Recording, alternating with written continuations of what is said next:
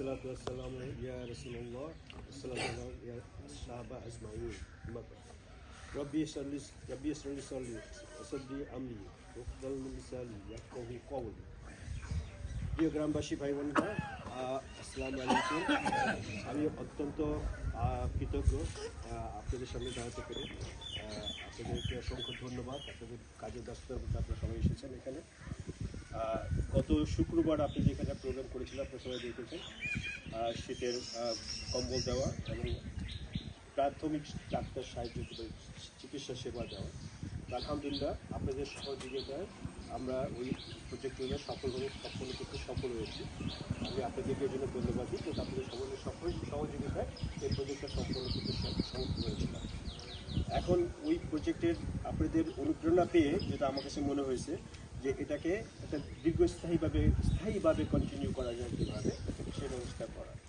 স্থায়ীভাবে কন্টিনিউ করতে গেলে আমাদের একটা স্থায়ী জায়গায় স্বাস্থ্যসেবা কেন্দ্র দরকার, যাতে আমরা এই স্বাস্থ্যসেবাটা সবাইকে কন্টিনিউয়াসলি দিতে পারি।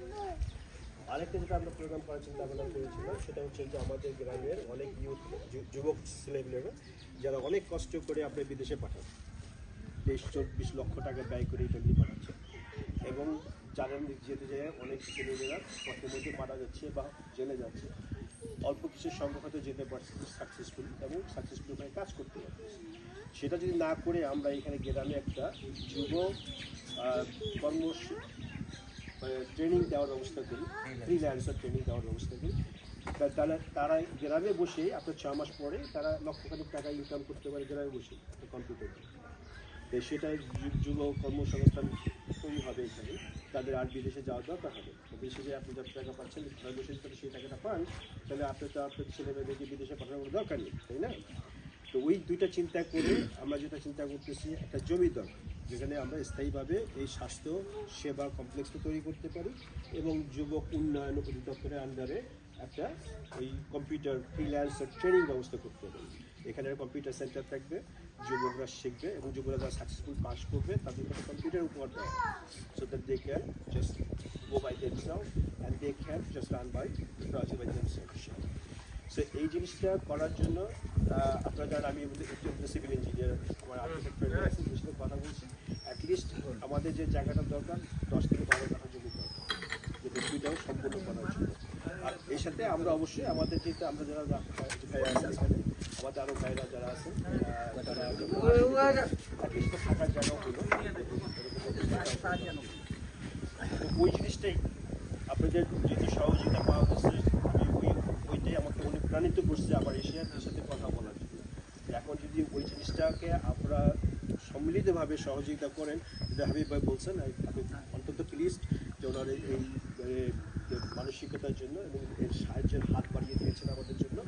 এখন আপনারা যদি সম্মিলিতভাবে সেই সহযোগিতা করেন, তাহলে আমার মনে হয় এই কাজটা করা সম্ভব গ্রামের জন্য।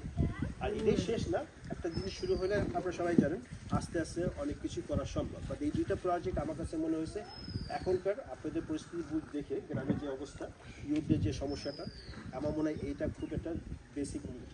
আমরা সবাই জানি যে সুস্থতা একটা আল্লাহর নিয়ামত, বাট যখন আমরা অসুস্থ হয়ে যাই তখন যদি সময় মতো চিকিৎসাটা না পাই, এটা আমাদের পরিবারের জন্য অনেক কষ্ট দেয়, এটা আমরা সবাই উপলব্ধি করি। ওই জিনিসটা যদি আপনার হাতের কাছে পাওয়া যায়, তাহলে আমার মনে হয় আমরা গ্রামবাসী সবাই সুস্থ থাকতে পারি এবং সুস্থভাবে এগিয়ে যেতে পারি।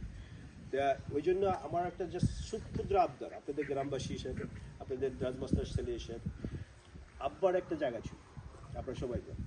আব্বা রাগ করে হোক, যাই করুক, যে করুক, কিছু একটা হয়ে গেছে। ওটা যদি ওটা আমার আব্বা এবং দাদার একটা সেন্টার, আমি চাচ্ছি যে ওইটা আমার আবদার, ওই জায়গাটা যদি পাই আমি ওই জায়গাটা প্রেফারেন্স দিচ্ছি। যদি আপনারা সবাই মিললে ওখানে কী করতে হবে আপনারা বলবেন, আমি এখানে কিছু বলতে যাবো না, কিন্তু আমি ওই জায়গাটা করতে পারলে আমার জন্য ভালো লাগবে। যেহেতু আব্বা দাদার স্মৃতি এখানে, ওই স্মৃতি জায়গাটা আমি করতে চাচ্ছি। এই ক্ষুদ্র আবদার রেখে আমি আমার বক্তব্য শেষ করছি। আপনাদেরকে আবারও অসংখ্য ধন্যবাদ যে আপনারা সবাই কষ্ট করে আসছেন আপনাদের ব্যস্ততার মাধ্যমে। আর আপনাদের যে সহযোগিতা আমি দেখেছি, যারা হেল্প করেছেন সেদিনকার ঘটনায়, সেদিনকার ইভেন্টে, আমি রিয়েলি প্লিজ সেই জন্যই আবার আসা এবং আপনাদের কাছে এই মেসেজটা দেওয়ার জন্য। দোয়া করি যদি আল্লাহ আমাদের সবাইকে সহযোগিতা করুন এবং কর্মকাণ্ডকে সফলতা দান করুন, এই বলে আমি বক্তব্য শেষ করছি।